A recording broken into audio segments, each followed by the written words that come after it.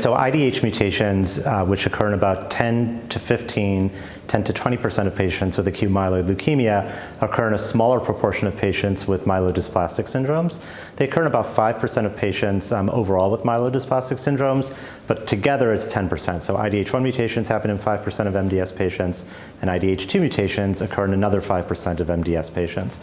And what the outcomes of these patients are and what the prognostic significance of having an IDH mutation in myelodysplastic syndrome is, I think, is a little bit controversial. Overall, though, it would seem that having an IDH mutation probably portends a higher risk of transformation to acute myeloid leukemia. So overall, I think it's a higher risk mutation to have an IDH1 or an IDH2 mutation in patients with myelodysplastic syndromes. You know, the big question, of course, is the second question that we're going to talk about today, which is what is the role of IDH inhibitors in patients with myelodysplastic syndromes?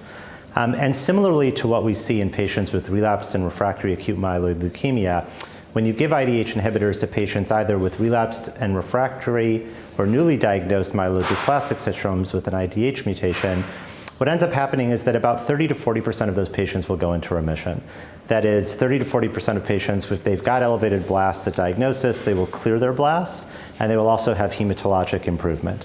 There's a smaller percentage of patients that might not clear their blasts, but also still have hematologic improvement. So there's certainly a benefit to having, to getting an IDH inhibitor if you've got myelodysplastic syndrome. Now, the thing is that the IDH inhibitors probably are not curative, or I would say definitely are not curative, in the sense that it does take time for these drugs to start working, and after they've started working, it's very likely that the patient will end up relapsing eventually. So what we want to do when we see a situation like that is you want to add on a second agent, in this case a drug like azacitidine, the hypomethylating agent, which is the standard of care in patients with myelodysplastic syndrome. So you want to add that on to your IDH inhibitor to see if you can augment the response.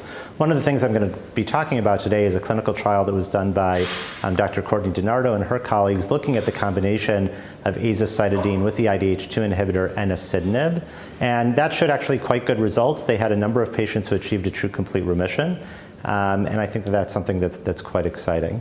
Overall, I think the question is going to be how do you incorporate IDH inhibitors in combination with other therapies to help these patients do better? IDH inhibitors alone may be okay for some small subset of patients, probably not for everybody.